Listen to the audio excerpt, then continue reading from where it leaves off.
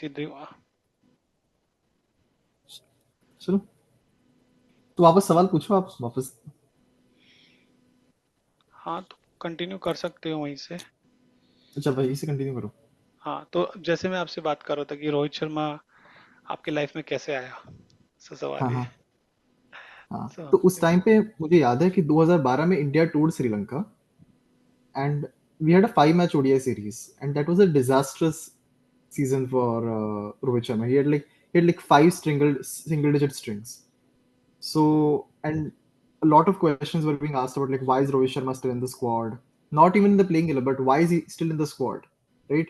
Like, and that was a time when all this fitness thing was coming out. Like Virat Kohli was trying to be as fit as possible. He was proving himself to be like the next big thing in Indian cricket, and every other player around him was being compared to Virat Kohli, right? Like why don't we have 5 to 6 Virat Kohlis in our team? That was the question, right? And then came Champions Trophy, right? And MS Dhoni asked Rohit Sharma to open, and I don't need to tell you what happened after that, right?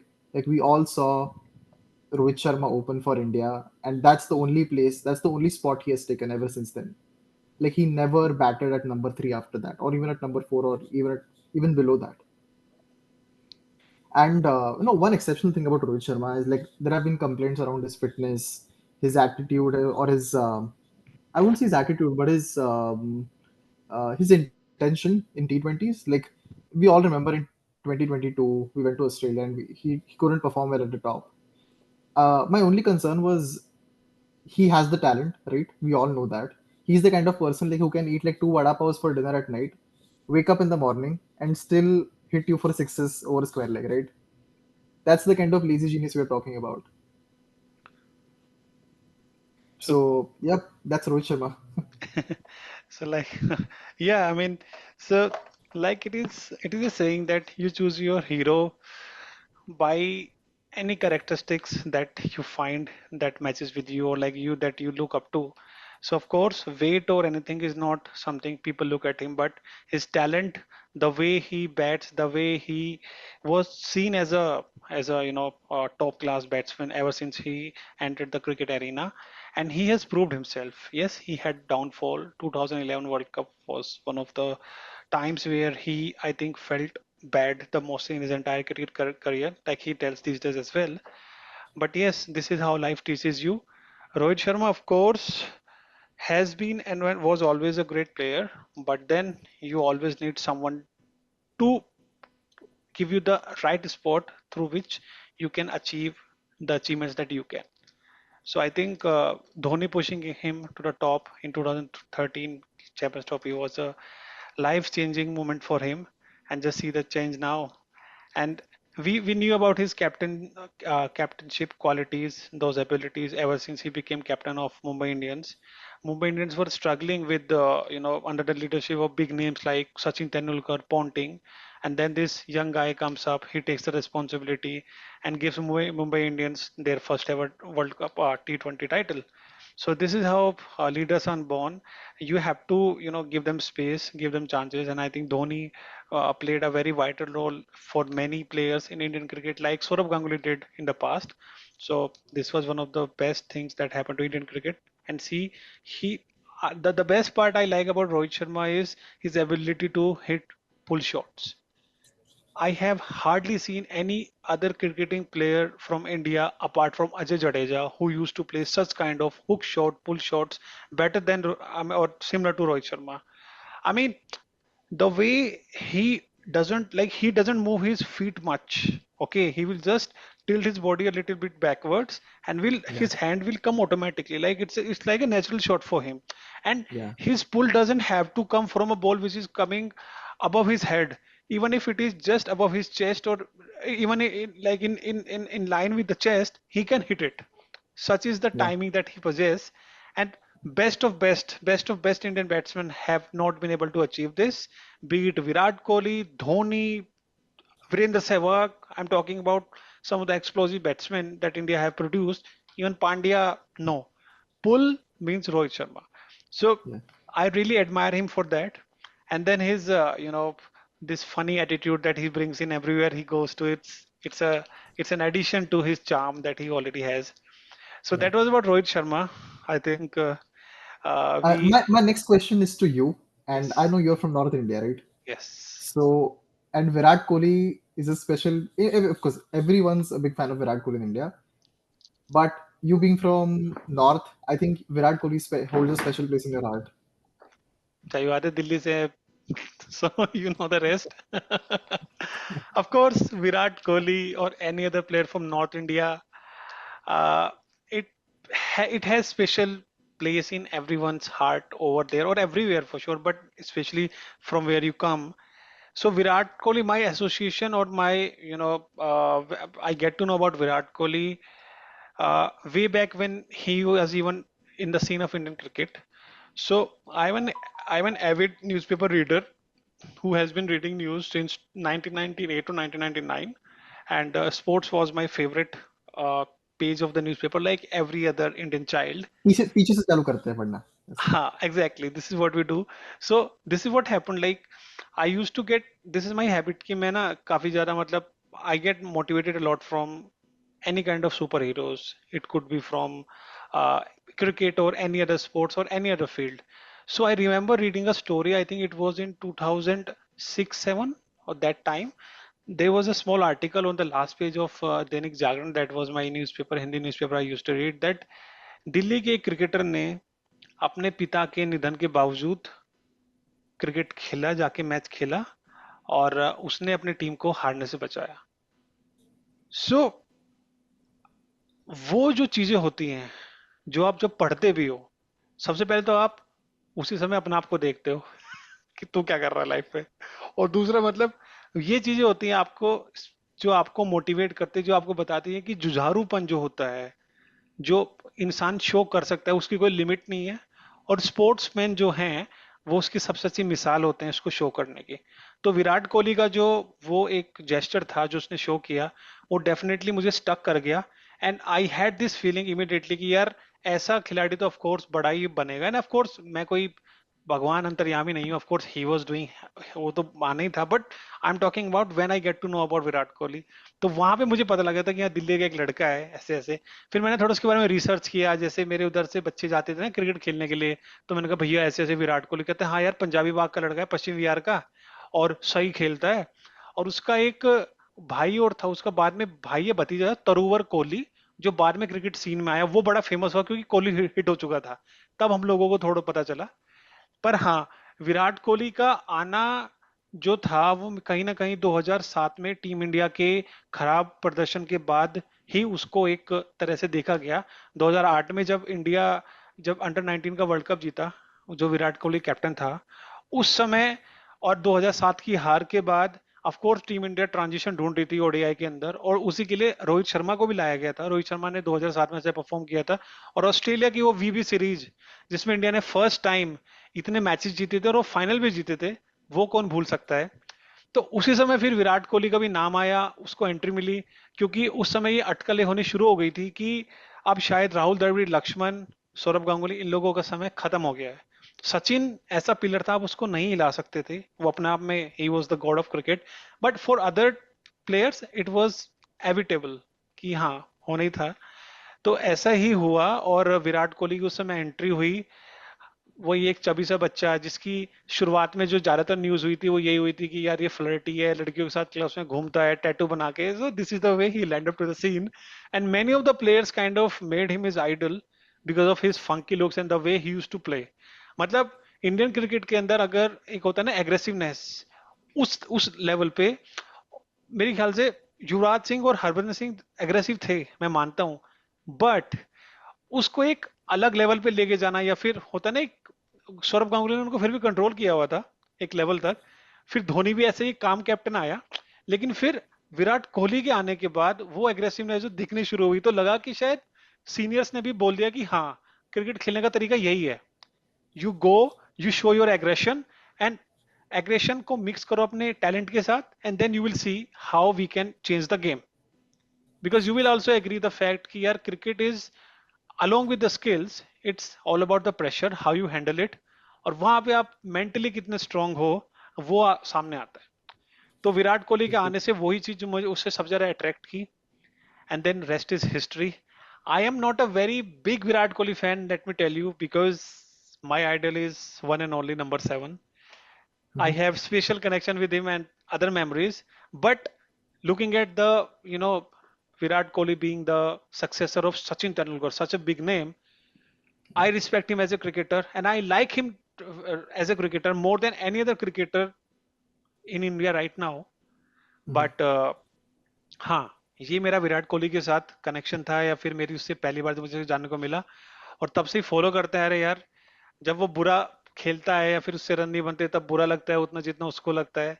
जब वो अच्छा खेलता है तो खुशी होती है। जब जिस तरह से वो एग्रेशन शो करता है ग्राउंड पे तो उससे हम लोगों को भी बूस्ट अप मिलता है नेगेटिव और पॉजिटिव वे में। तो ये आपके लिए विराट कोहली है। इस तरह से वो हम मेरी लाइफ से जुड़ा हुआ है। दिस जी इज बिल्कुल। अबाउट। और चलिए। आप आपने एम एस धोनी की बात की, मुझे लगता है कि एम एस धोनी ये जो पूरी एंटिटी है ना, मतलब एज अ कैप्टन हम उसको अलग से ट्रीट करते हैं पूरा। हम उसको एब्सोल्युटली। विराट कोहली से कभी कंपेयर नहीं नहीं करेंगे, नहीं या नहीं फिर नहीं नहीं विराट नहीं कोहली को कभी कोई धोनी से मतलब है कंपेयर नहीं करेंगे। नहीं कर सकते आप उसको। उसकी यार कैटेगरी अलग है। लाइक अगर आप एग्जांपल लो एग्जैक्टली। ना कपिल देव की कैटेगरी लो आप। Kapil Dev was not just a great allrounder but great leader. या वो क्वालिटीज कहीं ना कहीं सचिन के अंदर नहीं आ पाई। Sachin correct. Tendulkar was a great batsman but शायद वो थोड़ा प्रेशर में था क्या मतलब सचिन के से वो रिजल्ट नहीं आ पाए। ऑफ कोर्स ही इज जी अ ग्रेट लीडर मेंटोर। कितने मतलब काफी लोगों ने उनको देख के क्रिकेट खेलना सीखा सीखा है और वो सिखाते भी हैं। बट एक स्पेशल चीजें होती है। और धोनी का लेक यार बड़ा कॉन्वर्सेशन है। मैं तो काफी कुछ बोल सकता हूँ उसके बारे में क्योंकि उसके साथ भी अलग जुड़ाव है। लेकिन हाँ let's move to the next person. A mix of a batsman or bowler, a mix of, I would say, the best all-rounder that India has ever produced. A spin bowler all-rounder is Ravindra Jadeja. अभी ऐसा कोई आया ही नहीं है। Kapil Dev was a fast bowling all-rounder. He was the greatest. But spin bowling के अंदर I don't think there is anyone जो जट्टू के आसपास भी है। जी बिल्कुल।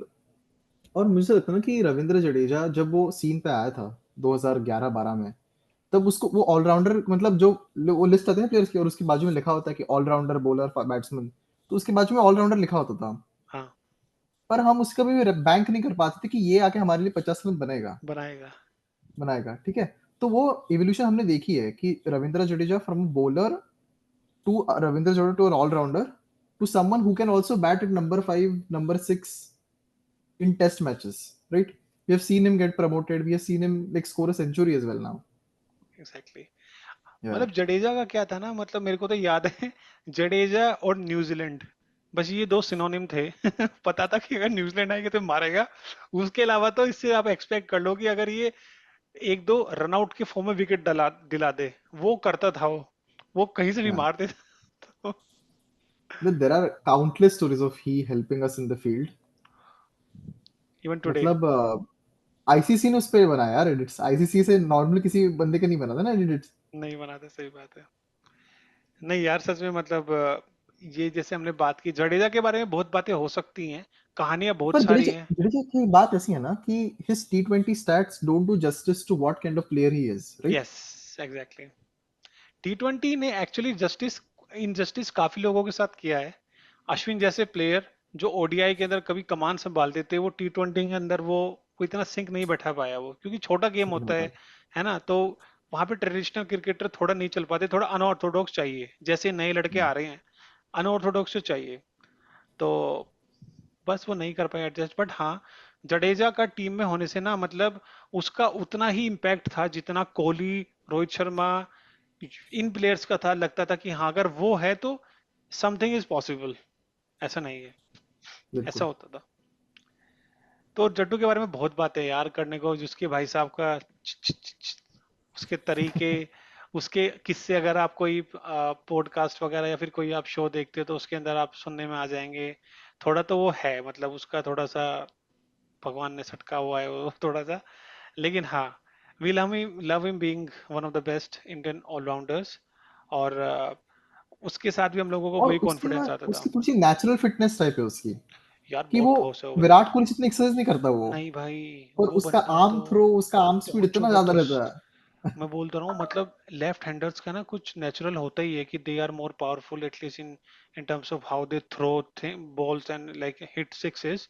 आप बैट्समैन भी देख लो बॉलर भी देख लो। फकर जमान को देख लो कैसे मारता है। तो होता है थोड़ा सा लेफ्ट हैंडर का नेचुरली। तो उसका जो थ्रो था, मतलब आप लगा लो कि विकेट कीपर भी सोचता था कि भाई अगर इसका थ्रो आ रहा है तो मैं आगे से नहीं ले सकता, मुझे हाँ मतलब आगे से, मतलब ये नहीं कह रहा कि विकेट के आगे से, वो तो कोई भी नहीं लेता। अगर पीछे हाँ। भी है ना, तो अगर सीधा थ्रो आ रहा है तो you have to step back. Batsman run ही रन ही लेते, अगर नहीं लेते थे पॉइंट यार, पे मारा ना तो नहीं रन नहीं सोचते लेते थे। वो। बड़े बड़े प्लेयर्स वही। की हाँ हु इज देयर, ओके नहीं, रिस्क हाँ। नहीं लेना। तो यार आपको इतना। तो शोएब मलिक का याद होगा ना, चैंपियंस ट्रॉफी में शोएब मलिक हाँ का। हाँ, वो उसने क्या रन पॉइंट आउट की किया तरफ था, मारा, उसने क्या रन आउट किया था वो। क्या रन आउट किया था बिल्कुल। और नहीं, इसमें ना एक चीज और अगर आप सोचने वाली है कि Indian cricket has never been famous for their fielding. या ठीक है, दो युवराज सिंह और Mohammad Kaif were there, but फिर वही बात आती थी कि भाई एक लिमिट वाली बात आती थी। इसलिए इसके आने के बाद तो पूरा स्टैंडर्ड ऐसे उठ गया, सारे प्लेयर्स इंडिया के, अब तो बॉलर्स भी इतना अच्छा परफॉर्म करते हैं। तो इम्प्रेसिव यार। मुझे याद है, मुझे याद है ना एक चैनल आता था नियो स्पोर्ट्स करके पहले। हम्म। तो उस नियो स्पोर्ट्स में ना पुराने पुराने मैचेस दिखाते थे हाँ एकदम। हाँ तुम उस पर देखता था ना, जो अर्ली 2000 वगैरह के मैचेस रहते हैं ना, तो उसमें अगर हमारा, अगर मतलब बैट्समैन ने अगर थर्ड मैन की तरफ मारा ना, और अगर शॉर्ट थर्ड मैन भी है, तो वो शॉर्ट थर्ड मैन फील्डर ना ऐसे करता था थर्ड मैन वाले आदमी को कि तू पकड़ ले। ठीक है, ये सब रहता था इंडियन क्रिकेट में, इंडियन क्रिकेट कि में यार, वो एफर्ट डालना ही नहीं है नहीं कभी, कि डालना डाइव चाहिए। मारने में या फिर बॉल चेज करने में। अरे बहुत चेंज हुआ है यार इंडियन क्रिकेट। और आईपीएल का भी इसके अंदर बहुत बड़ा कंट्रीब्यूशन रहा है, क्योंकि हाँ हाँ। आईपीएल के आने से इंडियन क्रिकेट में पैसा इमेंस हो गया, मतलब कोई लिमिट नहीं है, इतना पैसा आ गया इंडियन क्रिकेट के अंदर। तो मानने वाली बात है। खैर, चलो हम लोग let's come back to the topic. तीनों महारथियों के बारे में हमने बात कर ली। Of course we will miss them, चाहे विराट कोहली की वो पाकिस्तान वाली इनिंग्स हो, या चाहे रोहित शर्मा की अभी ऑस्ट्रेलिया के खिलाफ बैटिंग, लिटरली, या जड्डू भाई साहब के तो पता नहीं कितने ही है, उनको गिनवा भी नहीं सकते, उसका कंट्रीब्यूशन ऐसे एज सच नहीं रहा। पर हाँ, लेकिन आई मीन ऐसा मेरे को एकदम से याद इनिंग्स कोई नहीं आ रही, बट जहां पे भी रहा जड्डू वॉज इम्पैक्टफुल। और उसकी प्लेस को फिल करना, हम लोग देख रहे हैं अक्षर पटेल को, लेकिन फिर भी वो अक्षर पटेल में वो कॉन्फिडेंस नहीं दिखता जो जड्डू में दिखता था। तो देखते हैं कैसे होता है। पर नए लड़के आ गए हैं भाई, जिम्बाब्वे टूर शुरू हुआ है। और नए लड़के आ गए। है ना, और ये अभिषेक शर्मा अच्छा खेला, पसंद आया, बिल्कुल ऐसा ही मैं इसको एक्सपेक्ट कर रहा था। रियान पराग थोड़ा सा अच्छा कर सकता था, क्योंकि अप्रोच वही लगी थोड़ी सी कि मतलब जैसे उसने इस बार राजस्थान रॉयल्स के जो मैचेस होते थे ना, उसके अंदर उसका क्या रहता था कि थोड़ा इनिंग्स को पेस अप करके तब हिट करना। पर वो चीज से टीम में सिलेक्शन होना मुश्किल था, मुझे लग रहा है वो होना थोड़ा मुश्किल था। तो उस हिसाब से रियान पराग का मुझे थोड़ा सा I am not happy, because Riyan Parag actually is a good player. ऐसे तगड़े बंदे चाहिए, ठीक है, फ्यूचर के हिसाब से अगर देखा जाए तो। And he is a allrounder as well, he can bowl, spin bowl, and he is a great fielder as well. So he is a good prospect, specially जब वो ये जानते हुए कि he is the first cricketer from Assam to play for India. It's a big achievement. और ऐसे encouragement होना actually में, आई मीन होना चाहिए, ऐसे क्रिकेटर्स का उनको मिलना चाहिए। तो आई एम वेरी हैप्पी कि he made it to the Indian team. और बाकी फिर आपका ध्रुव जुरेल, यार मुझे नहीं लगता उसकी टीम में जगह है अभी, unfortunately I might be like bit rude on this, लेकिन अभी बहुत प्लेयर्स है यार। ध्रुव जुरेल की बैटिंग उस हिसाब से, उस पेस से नहीं है जितना टी20 के हिसाब से चाहिए। उससे बेटर तो I will prefer Ishan Kishan, I will prefer Ishan Kishan for sure, 100%। और नए लड़कों में और भाई तुषार देश पांडे, मुझे उससे आई एम वेरी होपफुल, क्योंकि मैंने उसके कल परसों उसके स्टैट्स सुने थे, मतलब he is one of the best Indian टी20 bowlers in domestic and IPL area. So बहुत सही है यार वो बंदा, वो उसको अगर थोड़ा सा आवेश खान से तो एटलीस्ट बेटर है, अगर उसको थोड़ा सा मतलब नरिश किया जाए ना। क्योंकि वो स्लोअर वन अच्छी डालता है चीजें, आवेश खान का भी सुनने में आया था कि भाई इसकी यॉर्कर अच्छी है, कभी कभी चलती है उसकी, पर बहुत प्रिडिक्टेबल बॉलर हो गया है, और ज्यादा रन्स लीक करता है। तो मुश्किल है उसका तो, मेरे हिसाब से वो मजा नहीं आ रहा। अभी आते हैं अपने थोड़ा सा बॉलिंग साइड पे, इन लोगों के साथ हम कंटिन्यू कर ही रहे हैं। हमारा बातचीत हुई। मुझे मुझे क्या लगता है ना कि जो हमारी जो जिम्बाब्वे की टीम है ना, हम्म। ऐसा उसमें कोई भी प्लेयर नहीं कि ये खेलना डिजर्व नहीं करता। पर बात ऐसी ना, हमारे पास टैलेंट पूल इतना बड़ा है टैलेंट कि इतना बड़ा। इससे he is a good player, but there exist a player who is better than him, हाँ। तो फिर उसको ले लेते हैं। एग्जैक्टली। ऐसी पूरी टीम बनी अपनी अभी। एग्जैक्टली, आई मीन ऐसे तो उसको मैं बताऊं तो मैं, रणजी में तुम चले जाओ ना अगर, जो सैयद मुश्ताक अली ट्रॉफी ऐसे ऐसे भरे बैठे हैं। Shahrukh Khan, you remember Shahrukh Khan? भाई क्या छक्के मारते हो बंदा यार। वो बंदा, मैं बता रहा हूँ सच में, रियान पराग की जगह ही can be a good fit in the team. I have this feeling, क्योंकि वो सेंसिबली खेलता है। और ये नए लड़के जो भी आए यार अभी, इसकी पंजाब की टीम में नहीं थे वो शर्मा और वो शशांक, शशांक शशांक सिंह, जितेश शशांक शर्मा, सिंह नहीं, जितेश शर्मा नहीं, एक और शर्मा था। एक और लड़का जो लेफ्टी था जो लास्ट में, अभिषेक शर्मा था क्या? अभिषेक। एक और लेफ्टी था। ये दो लड़के थे जो इस बार पंजाब के शाइन किए, शशांक और एक लड़का और था, शर्मा शर्मा ही था वो भी। जब शशांक भी आउट हो गया तो उसने काफी मैच क्लोज किए हैं, एक दो मैच क्लोज किए ओके। उस बंदे ने। तो I like him as well. तो मतलब वन टाइम वंडर वाली अगर बात है कि अगर हम लोग रियान पराग को एक बार के ये परफॉर्मेंस कोई के base, Prabh Simran Singh. Is a wicket keeper batsman, उसको भी बेचारे को चांस नहीं मिल पा रहा। He is also good batsman. उसको इस बार एज ए इम्पैक्ट प्लेयर बहुत यूज किया है पंजाब ने, और बहुत सही खेला यार वो बंदा, पर सिमरन। तो एक कोई शर्मा नाम का प्लेयर ढूंढ रहा हूँ मैं। जस्ट चेक पंजाब की हाँ, किंग्स प्रभ इलेवन। सिमरन सिंह, जितेश शर्मा, प्रभ सिमरन सिंह, आशुतोष शर्मा। आशुतोष शर्मा, वो बंदा भाई वो भी अच्छे मारता था सच में। राइट हैंडर ही था, नॉट लेफ्ट हैंडर। और मैंने देखा उसको भाई मारते हुए, बड़ा गंदा मारता था बंदा। और उसने वो क्या, ना, मैंने आशुतोष शर्मा को खेलते हुए देखा है। वो ताकत नहीं लगाता बिल्कुल, एकदम टाइमिंग नहीं पे खेलता है। टाइमिंग है यार एकदम उस टाइमिंग बंदे पे की। खेलता है। और शशांक की दोनों चीजें हैं। तो दो शशांक चीजें। की टाइमिंग भी है और एज वेल एज ताकत भी बहुत है। क्या मतलब, ऊंचे छक्के मारता था, मतलब हाई इतने होते थे छक्के, मतलब उसके बंदे के, लिटरली।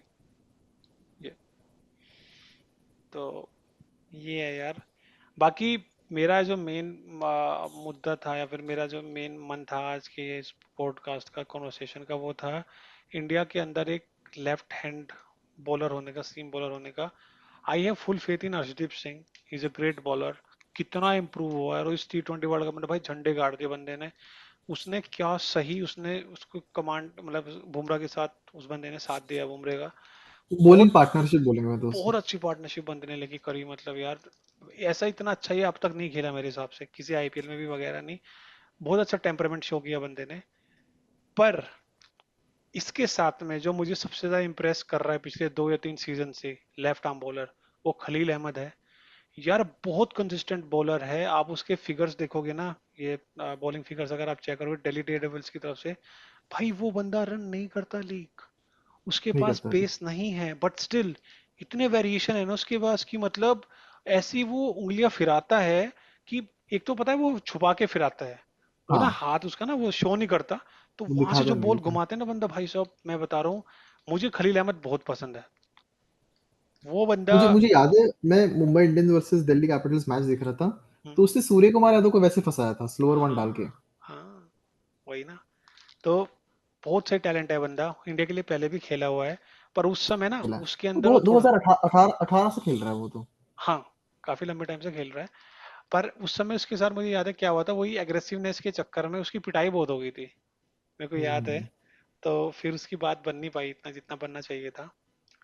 तो वो चला गया बेचारा। लेकिन मैं तो उसको देखता हूँ, अभी जो श्रीलंका का टूर आ रहा है ना, उसके अंदर अगर ये लोग अर्शदीप को भी ला रहे हैं तो I think Khaleel Ahmed also deserves a place. ठीक है अर्शदीप ने अच्छा खेला, मैं मानता हूँ, बट इसके साथ फिर वो ऐसा बुरा नहीं होना चाहिए यार। He is a Khaleel player. Ahmed है अभी जिम्बाब्वे टूर पे। हाँ खेला है ना वो अभी, उसने 3 मैच खेले हैं, उसने 5 में से शायद 3 मैच खेले हैं, खेल के गया। अच्छा।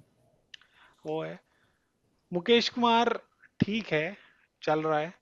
और अगर अगला वर्ल्ड कप देखा जाए जो इंडिया श्रीलंका में होना है, then he can be good prospect, क्योंकि इतना T20 की बात करो, T T20। Twenty world cup 2026 का इंडिया श्रीलंका में होना है, तो वो अच्छा प्रोस्पेक्ट है। क्योंकि इतना ज्यादा मतलब वो उसका वो नहीं है कि पेस नहीं है, और लाइन लेंथ पे अच्छा कंट्रोल है उस बंदे का। तो इंडिया में वो शॉर्ट पिच की जरूरत पड़ती है नहीं, गुड लाइन पे बॉल डाल लेता अच्छा वो। तो I think he can do great in India. नहीं, मुझे तो लग रहा है कि 2026 में हमें बॉलिंग में ओपन कोई स्लॉट है ही नहीं ना अपने पास। नहीं मतलब अगर मैं बात करूँ सिराज और उसमें, तो जितनी तो सिराज की इंडिया में नहीं, पिटाई होती है, तो हाँ एज ए सिराज की तो थर्ड इंडिया में थर्ड पिटाई सीम थी, पर बॉलर। अब शमी वापस आ जाएगा तो शमी को फेवर करेंगे ज्यादा मुझे लग रहा हाँ देखो भाई अभी बहुत ही गंभीर कोच आया हमारी टीम में जिसका नाम भी गंभीर है। तो देखो वो कितनी गंभीरता से चीज़ों को लेते हुए गंभीर डिसीजन लेता है, वो देखना पड़ेगा। क्योंकि बहुत हो रहे हैं यार बॉलर इंडिया के पास, बॉलर है। Batsman exactly. बहुत ज़्यादा हो रहे हैं। आईपीएल ने सर में दर्द भी कर दिया इनके, या हाँ, जो सेलेक्टर्स वो होते बोलते हैं हैं। ना, good, it's a good headache to have, वैसा है वो। हाँ it's a very good headache के। तो हुआ है यार ऐसा, और बाकी देखना पड़ेगा कैसा होता है। मैं तो खुश हूँ इस टीम से। Shubman Gill of course I don't see him in Indian T20 team in future unless उसका कोटा चल जाए।